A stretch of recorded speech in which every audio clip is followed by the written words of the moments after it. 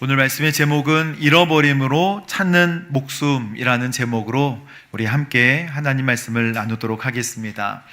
성경에서는 목숨을 두 가지, 생명을 두 가지의 단어로 구분을 합니다. 첫 번째는 푸시케, 우리 육신의 목숨이 있고, 두 번째는 조에, 하나님께서 주시는 영원한 생명이 있습니다. 육신의 생명은 푸시케라고 하고, 영원한 생명, 하나님 예수 그리스도로 말미암아 받는 영원한 생명을 조에, 그래서 아들이 있는 자에게는 생명이 있고 하나님의 아들이 없는 자에게는 그 생명이 없다라고 할 때 육신의 생명이 아니라 영원한 생명을 말하고 있는 것입니다. 예수님을 통해 썩지 않을 생명, 여러분은 예수님의 십자가의 보혈과 복음으로 영원한 생명을 얻으셨습니까? 아멘. 대부분 이 질문에 아멘이라고 대답할 것입니다. 그러면 여러분의 삶은 변화가 되셨습니까? 라고 물어볼 때 아멘이라고 자신 있게 대답할 수 있으시겠습니까? 많은 사람들이 십자가 복음은 믿지만 정작 삶은 변화되지 않는 모습을 많이 보게 됩니다. 그러면 십자가의 복음은 우리의 삶을 변화시키는데 부족하거나 무기력한 것인가? 십자가 복음은 부족함 없는 만족한 삶을 우리에게 허락하여 주십니다. 요한복음 4장 14절에 내가 주는 물을 마시는 사람은 영원히 목마르지 않을 것이다 라고 말씀하셨습니다. 할렐루야. 부족함 없는 삶을 주님께서는 주십니다. 그리고 십자가의 복음은 놀라운 영향력을 끼치는 삶을 주신다고 약속하셨습니다. 요한복음 7장에 보면 누구든지 나를 믿는 사람마다 성경의 말씀대로 생수의 강이 그의 배에서 흘러 넘칠 것이다. 할렐루야. 영향력 있는 그리스도인의 삶을 살아갈 수 있다라고 분명히 말씀하십니다. 또 십자가 복음은 시험당할 때 넉넉하게 이길 수 있는 힘과 용기를 우리에게 주신다. 로마서 8장 35절에 보면 누가 우리를 그리스도의 사랑에서 끊을 수가 있겠는가? 환난, 곤고, 핍박, 배고픔 어떤 것도 예수의 사랑, 예수의 은혜로부터 끊을 수 있다 없다? 없다. 그래서 넉넉하게 이기는 삶을 우리에게 허락하여 주시는 줄로 믿습니다. 그게 축복이죠. 근데 왜 우리는 낙심하고 좌절할까요? 그것은 십자가가 하나님의 능력인 것을 잘 모르고 있기 때문입니다. 십자가는 어떤 사람들에게는 미련해 보이지만 믿음을 가지고 있는 사람들에게는 하나님의 능력이 되는 줄로 믿습니다. 십자가는 능력, 따라해 보십시오. 십자가는 능력. 우리는 쉽게 믿지만 사실 엄청난 사실을 믿고 있는 것입니다. 오늘 마태복음 16장 말씀은 바로 이 말씀입니다. 나를 따르라. 나를 따르려거든 자기 십자가를 지고 나를 따라야 한다. 십자가를 지고 주님을 따라야 한다. 자기를 부인하고 자기 십자가를 지고. 이 말씀은 우리에게 부담이고 무거운 말씀이 맞습니다.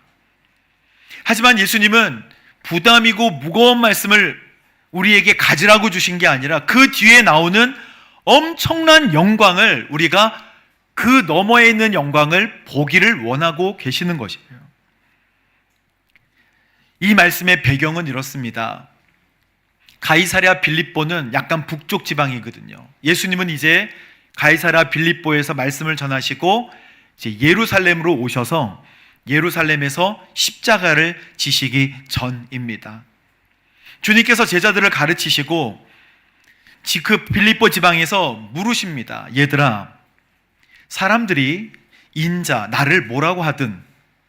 그랬더니 제자들이 얘기합니다. 예수님, 많은 사람들이요 예수님을 요한이라고 합니다.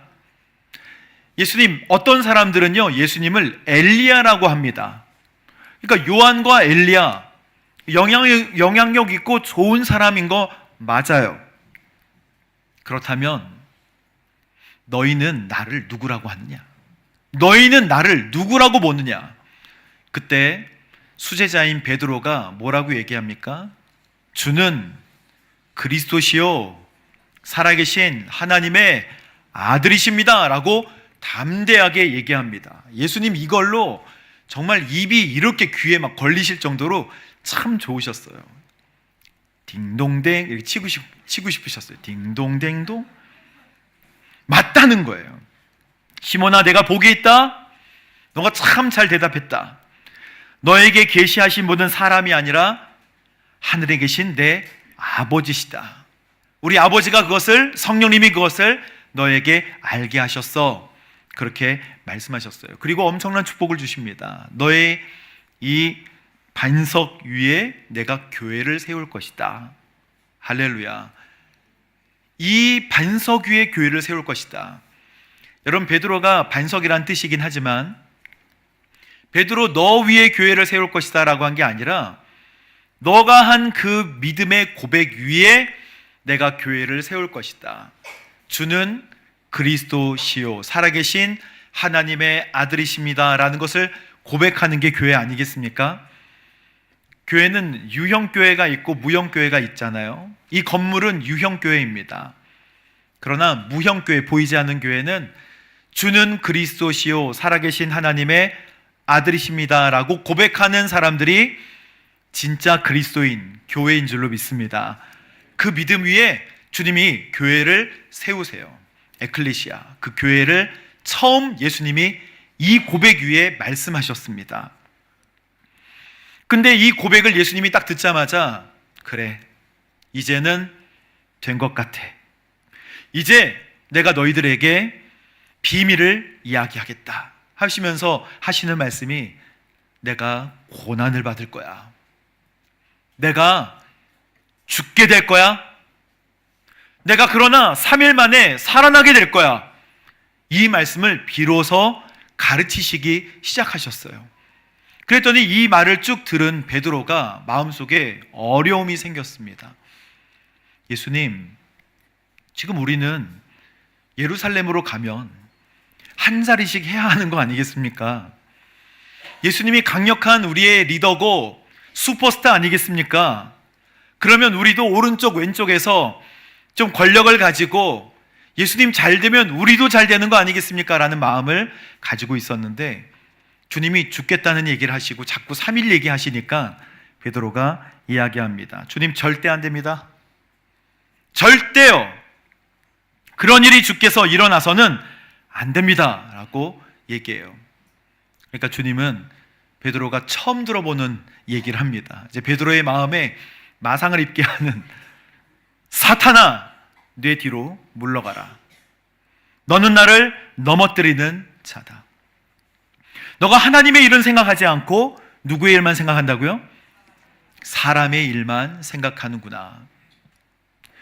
베드로가 칭찬받았다가 선물을 이만큼 받았다가 욕도 이만큼 먹어요.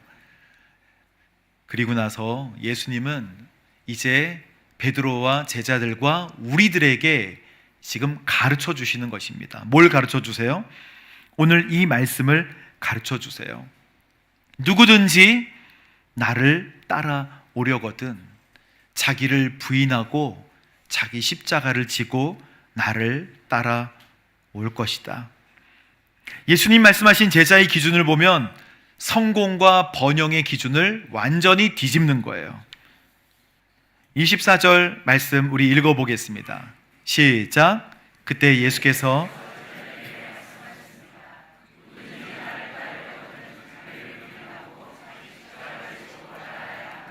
첫 번째, 자기를 부인하고, 그 주인이 바뀐다는 뜻입니다.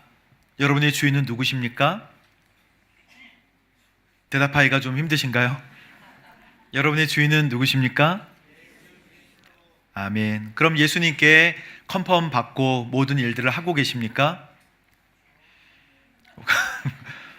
아니요라고 대답하면 어떻게 했습니까?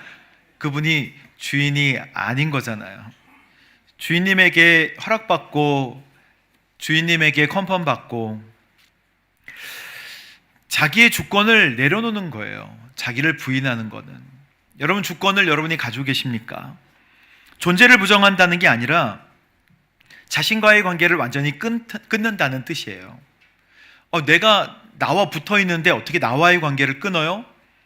내가 주권을 내려놓는 것입니다. 소유를 포기하는 거예요. 그래서 예수님 앞을 막는 것, 자기의 생각과 기대대로 예수님의 앞을 막으려 한 게 그게 바로 자기의 소유. 그래서 자기를 부인한다는 것은 소유권을 내려놓는 것. 우리말로 하면 핸들을 내려놓는 것입니다. 예수님께 핸들을 넘겨드리는 거예요. 핸들을 넘겨주기가 쉽지가 않죠. 아내에게도 넘기기가 어렵죠. 핸들을 주님께 드리는 거예요. 그게 바로 자기를 부인하는 것입니다. 두 번째는 자기 십자가를 지래요. 저기 그림 보면 십자가를 진 모습이 어떻게 보입니까? 좋아 보이나요? 고통스러워 보이나요? 고통스러워 보이죠.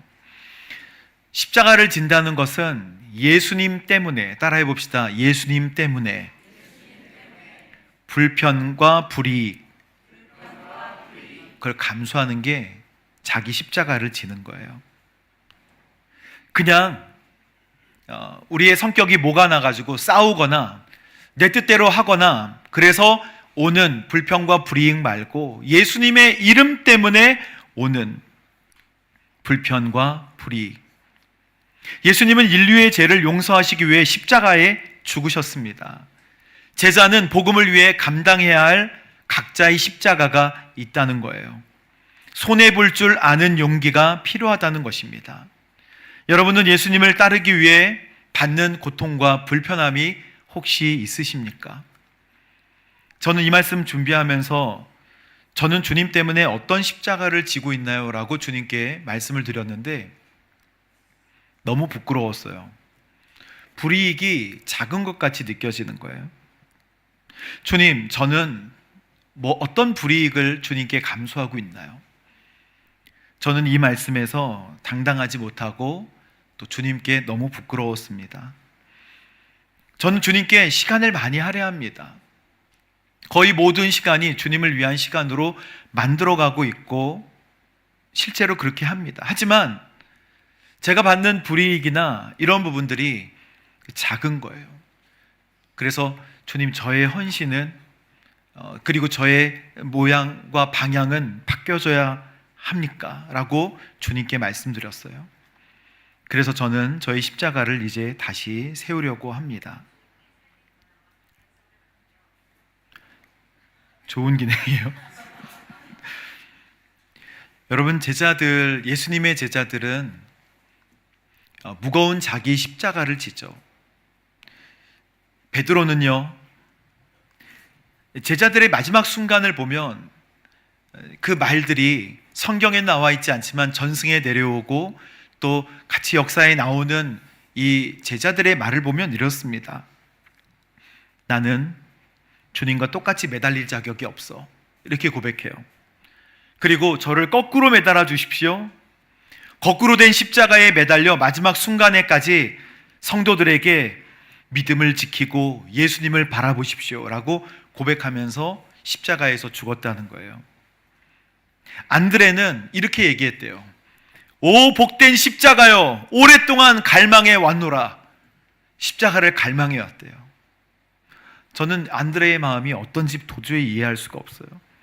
그래서 X자형 십자가에 달려서 바로 죽은 게 아니라 3일 동안 달려 있었대요. 그리고 지나가는 사람들에게 복음을 전했다고 합니다. 그리고 마지막 순간에 이제 나를 주님 받아 주소서. 야고보는 죽는 순간에 그 앞에 있는 사람에게 당신에게 평강이 있기를 바랍니다 이랬대요. 야고보는 불같았던 사람 아니겠습니까? 당신에게 주님의 평강이 있기를 바랍니다. 용서의 멘트예요. 왜 그러냐면 야고보가 잡혔을 때 그 목베 있는 현장으로 가기 전에 밀고자가 있었다고 합니다. 근데 이 말은 밀고자에게 하는 말이래요. 당신에게 평강이 있기를 바랍니다 라고 하고 숨을 거뒀는데 그 밀고자가 이 야고보의 믿음에 감동해서 본인도 그리스도인임을 선포했대요. 그래서 2명이 죽었다고 합니다. 바돌로메는 가죽이 벗겨지는 고통으로 죽었죠. 근데 그 고통 가운데서도 하나님을 찬양하며 그 찬양을 멈추지 않았는데요, 이렇게 얘기했대요. 내가 믿는 하나님은 살아계시는 분이시다. 내가 믿는 하나님은 살아계신 분이시다 라고 선포하면서 그의 마지막을 했다는 것입니다. 여러분, 제자들 같지 않아도 우리 각자에게 맡겨진 예수님 때문에 기꺼이 감수하는 불편과 불이익을 이제 굳건하게 지고 주님을 따라가게 되기를 바랍니다. 마지막, 나를 따를 것이니라. 매일의 동행이에요. 예수님의 발걸음을 똑같이 따라가는 것입니다. 근데 예수님은요, 꽃길 간 게 아니라 십자가 길을 가셨습니다. 여러분, 예수님 믿으면 믿음으로 값없이 구원을 받는다면서요? 맞습니다. 근데 왜 자기를 부인하고 십자가를 지는 고통스러운 길을 가야만 될까요? 왜 마태복음 16장에는 우리가 믿음 생활하기 어려운 부담스러운 말씀이 있을까요? 그냥 적절히 믿고 천국에 가면 되지 않을까요? 여러분, 구원은 어떻게 생각하십니까? 천국행 티켓을 받는 게 구원인가요? 아니면 주님과 교제를 하는 게 구원인가요? 티켓을 받아서 주머니에 넣는 것인가요? 아니면 주님과 사귐이 있는 것인가요? 우리는 정답을 다 알고 있어요. 주님이 구원하신 이 구원은 그래 티켓을 받아라 라고 주신 구원이 아니에요. 요것만 받으면 돼 하면서 종이 쪼가리 같이 하나 주면서 네 받을게요 하고 천국으로 들어가는 구원이 아니라는 거예요. 주님은 우리를 사랑하셨고 잃어버린 우리를 품으셨고 십자가의 보혈을 다 흘리면서 우리를 영원한 생명으로 인도해 주신 우리의 아버지십니다. 그분과 사귐과 교제가 있게 되기를 주님은 원하세요. 그래서 나는 포도나무고 너희는 가지다. 그냥 티켓 갖고 있다가 마지막에 티켓 보여주고 천국에 들어오는 삶을 이야기하신 게 아니라 매일매일 공급받는 삶을 이야기하신 거예요. 붙어 있어서 같이 살아가자. 붙어 있으면 열매를 맺게 돼. 붙어 있으면 성령의 열매를 맺게 돼. 붙어 있기만 하면 사랑의 열매를 맺게 돼. 만약 그 사귐이라면, 주님과의 사귐과 교제라면 그 사귐과 교제가 여러분 매일매일 있으십니까? 우리는 우리의 구원에 관하여 다시 한번 생각해야 돼요. 뭐 때문에? 제자라는 말 때문에. 여러분, 값없는 은혜가 값싼 은혜가 되어서는 안 됩니다. 주님의 은혜는 값이 없어요. 값이. 왜 없냐면 너무 커서 계산할 수 없기 때문에 없는 것입니다. 그거를 감당할 수 없고 카운트할 수 없기 때문에 그냥 주시는 거예요. 값없는 은혜가 우리는 마치 값싼 복음처럼 우리 삶에 있어도 되고 없어도 되는 것처럼 다루고 있다면, 여러분, 왜 값이 없냐면 큰 대가가 이미 지불되었기 때문에 없는 것뿐이에요.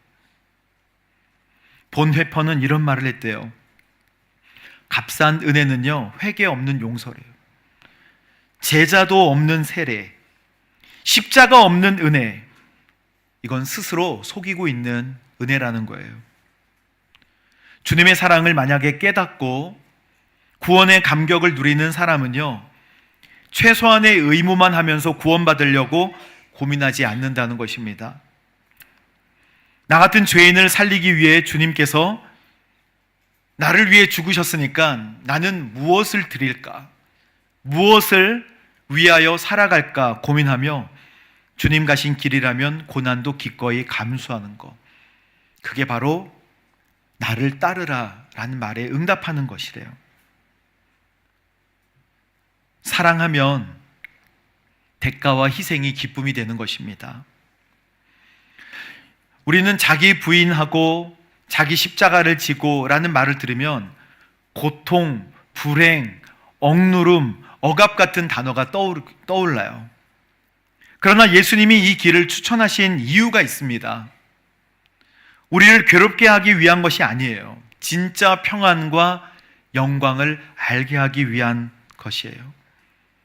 나를 구원하신 주님의 은혜가 너무 커서 그 길 끝에 영원한 영광을 알기에 기쁨으로 선택하는 영광스러운 특권의 길.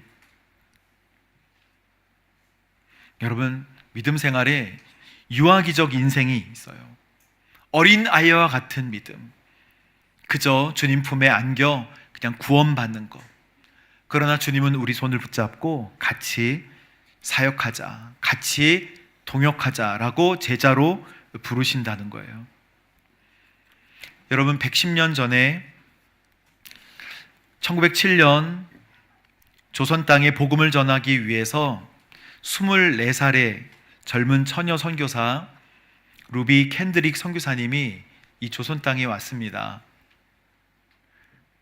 그 선교사님은 1907년에 왔는데 1908년에 급성 맹장염에 걸려요. 그래서 서울 세브란스 병원에서 6월 9일 날 수술을 받는데 수술 예후가 좋지 않아서 열흘 뒤에 6월 19일 날 숨을 거둡니다. 한국에 온 지 9개월이 되지 않은 시점이에요. 선교사님의 나이는 25살이었어요. 그녀는 죽음을 앞두고 이렇게 편지를 씁니다. 내게 줄 수 있는 1000개의 생명이 있다면 모두를 조선에 주겠노라. 그래서 양화진에 루비 캔드릭 선교사님의 이 묘비에 보면 내게 1000개의 목숨이 있으면 다 조선에 바치도록 할 것입니다 라는 편지를 썼어요. 그리고 이제 죽음을 직감하고 자기 모교인 텍사스의 청년들에게 이렇게 편지를 또 씁니다. 10명, 20명, 50명씩 함께 조선의 복음을 전하러 오십시오 라고 편지를 써요. 그녀가 이제 순교하기 전에, 목숨을 이제 다하기 전에 부모님께 이런 편지를 또 씁니다. 이곳 조선 땅에 오기 전 뜰에 심었던 꽃들이 활짝 피어났다는 소식을 들었을 때 하루 종일 집 생각만 했어요. 내년 봄에 내가 심은 노란 꽃으로 덮여 있겠네요. 아버지 어머니, 이곳 조선 땅은 참으로 아름다운 곳입니다. 모두들 하나님을 닮은 사람들 같아요. 저는 이 땅에 저의 심장을 묻겠습니다. 바로 이것은 제가 조선을 향해 가진 열정이 아니에요. 하나님께서 조선을 향해 가지신 열정이라는 것을 알게 되었어요.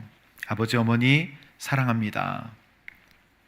이 아픈 사망의 소식이 텍사스의 청년들에게 전달되자 그 청년들은 수많은 갑자기 충격과 감동을 받게 됩니다.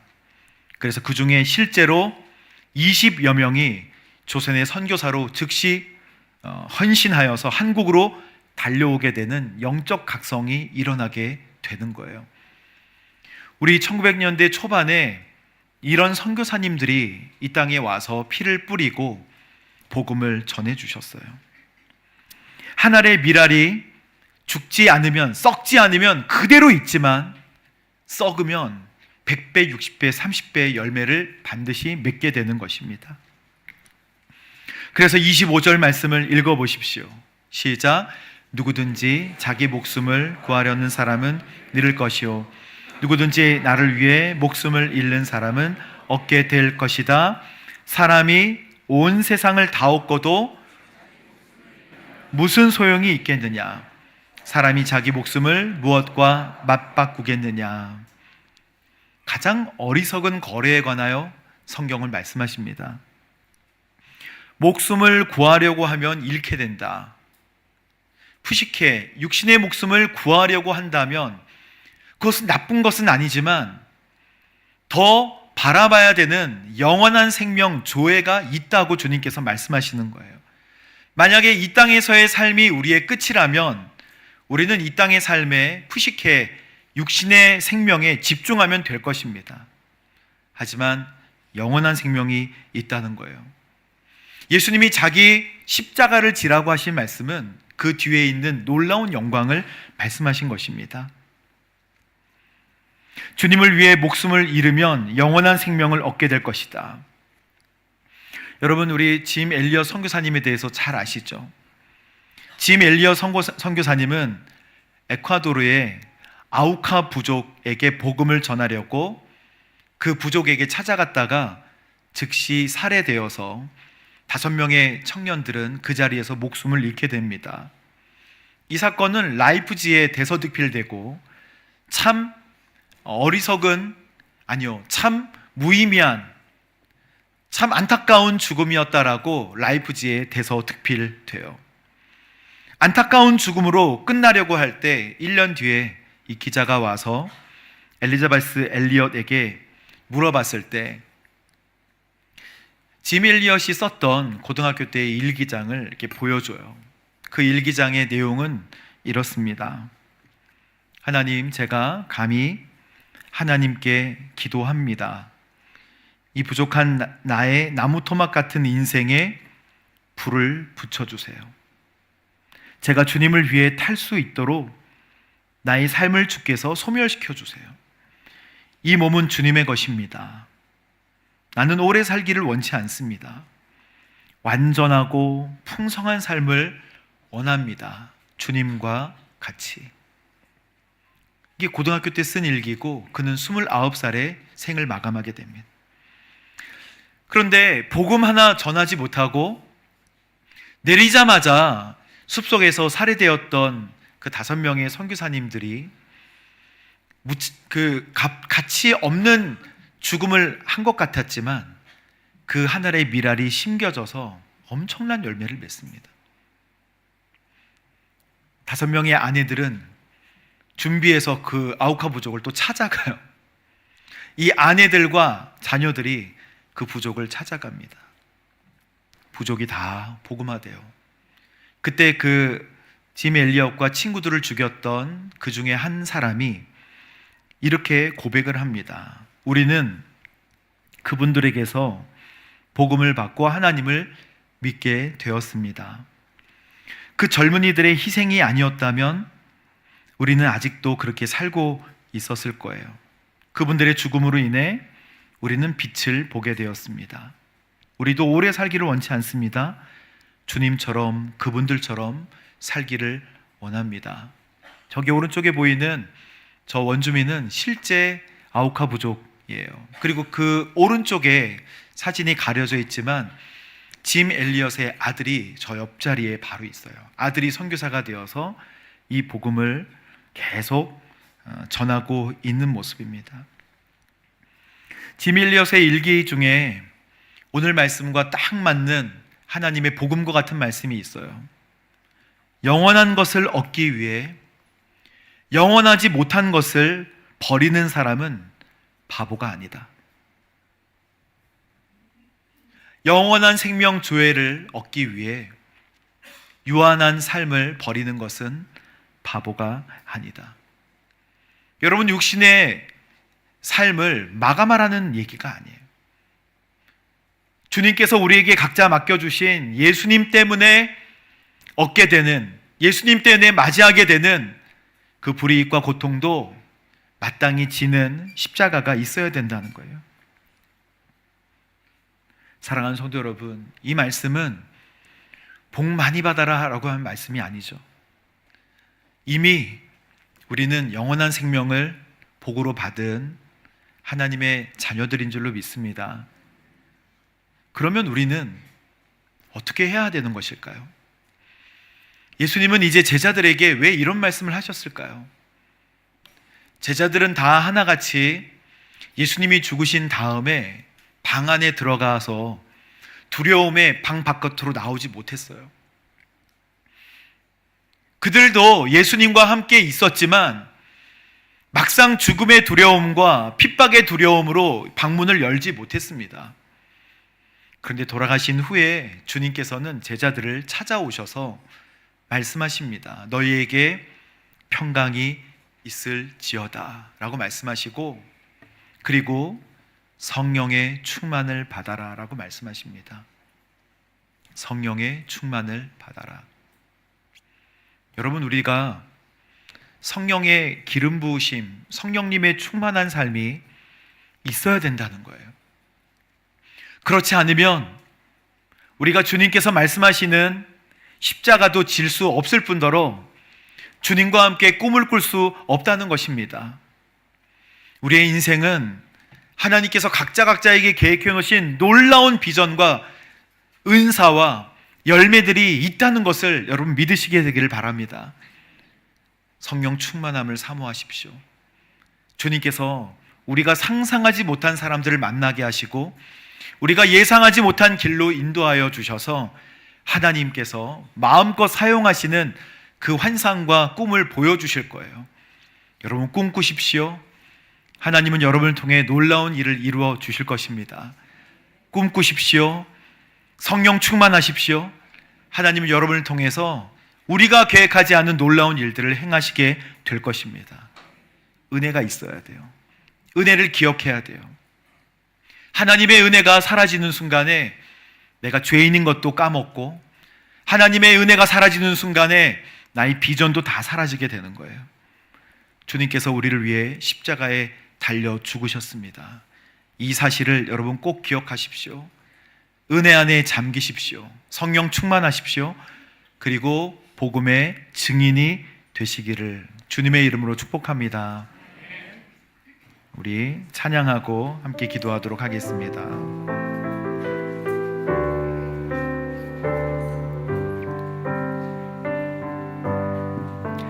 나 같은 죄인 살리신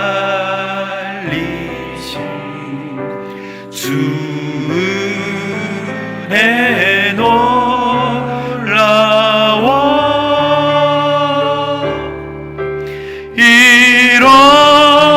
잃었던 생명 찾았고 광명을 얻었네. 큰 죄악에서 건지신 주 은혜 고마워.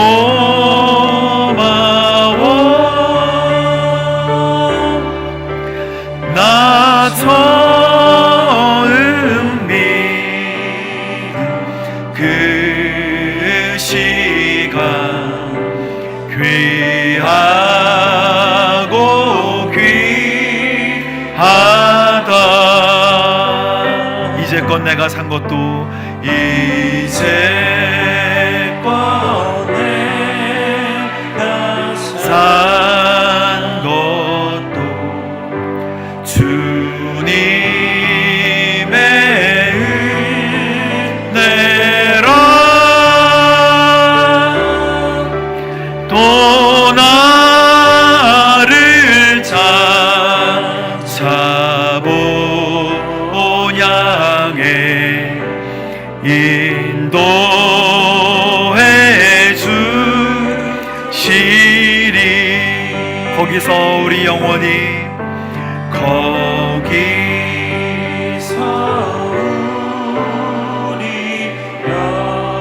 영원히 주님의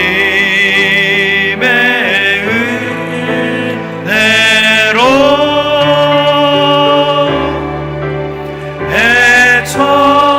해처럼 밝게 살면서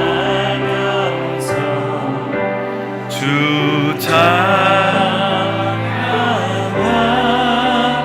찬양하리라. 우리 시간 함께 기도합니다. 하나님, 우리의 부족한 나무 토막 같은 인생에 불을 붙여 주옵소서. 주님을 위해 탈 수 있도록 나의 삶을 소멸시켜 주옵소서. 나의 몸은 이제 주님의 것입니다. 아버지 하나님, 나를 부인하고 자기 십자가를 지고 주님을 따를 수 있도록 고통과 고난이 아니라 영광스러운 일들을 주님께서 알려주시고 아버지 하나님 30배, 60배, 100배의 열매를 맺는 주여 주께서 높여주시는 거룩한 인생 되게 하여 주옵소서. 우리 함께 주 앞에 기도하며 나아갑니다. 아버지 하나님 감사합니다. 이 시간 감히 주님께 기도합니다. 부족한 나의 나무토막 같은 인생에 주여 불을 붙여 주옵소서.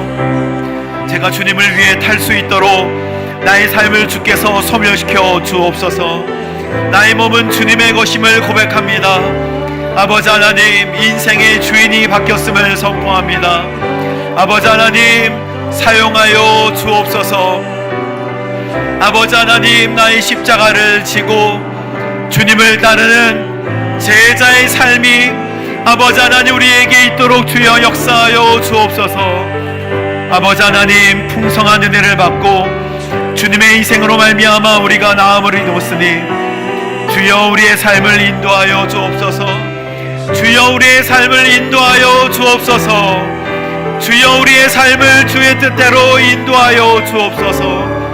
할렐루야. 주님 감사합니다.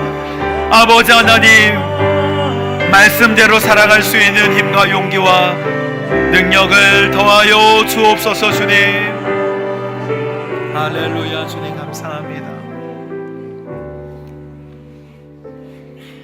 사랑하는 주님, 오늘 마태복음 16장에 주님께서 진심을 다해 우리에게 말씀하신 누구든지 나를 따르려거든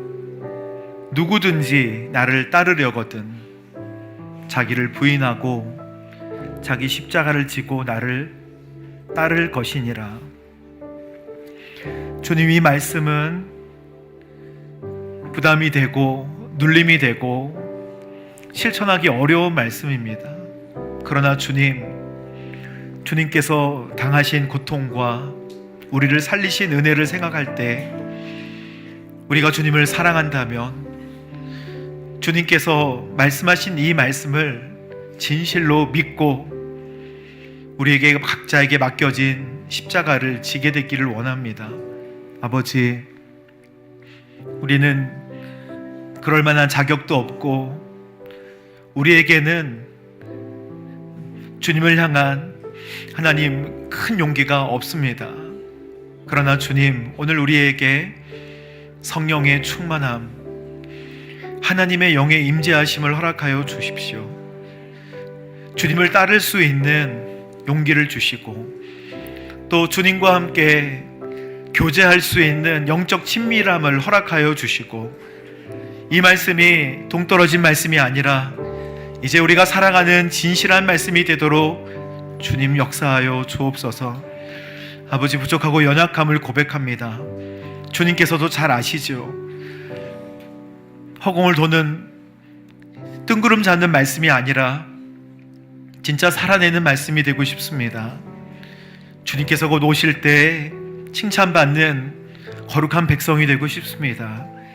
하나님, 우리에게 맡겨진 하나님 주님께서 특별히 허락하시는 상황과 조건 가운데 이 말씀 실천할 수 있도록 마음을 뜨겁게 해주시고 주의 말씀대로 살아갈 수 있는 힘과 용기와 능력, 성령의 충만함을 허락하여 주옵소서. 예수님의 이름으로 기도합니다. 아멘. 아멘.